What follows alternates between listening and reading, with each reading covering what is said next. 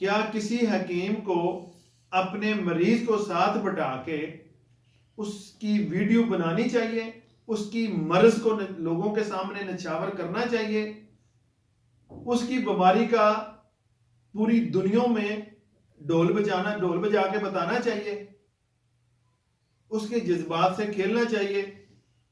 میں تو اس کو اچھا نہیں سمجھتا ہوں۔ کئی حکیم ہیں، وہ اگر ان کے پاس پیشنٹ آ جاتا ہے، اس کو کوئی بیماری ہے، وہ ٹھیک ہو جاتی ہے، کرنے والی تو اللہ تعالیٰ کی ذات ہے، تو اس کو ساتھ بٹھا کے ویڈیو بناتے ہیں اور پوری دنیا میں بتاتے ہیں کہ اس بندے کو یہ بیماری ہے۔ خدا خوفی کریں۔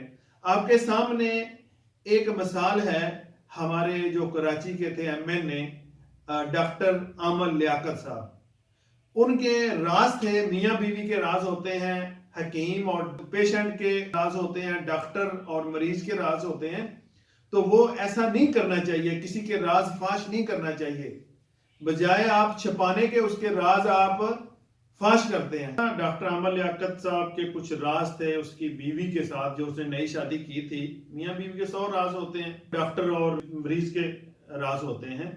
اس کی بیوی نے اس کی ویڈیو تھی جو وہ شیئر کر دی پبلک میں، سوشل میڈیا پہ، تو وہ برداشت نہیں کر سکا اپنی انسلٹ، تو وہ اس نے خودکشی کر لی، اپنی جان سے ہاتھ دھو بیٹھا۔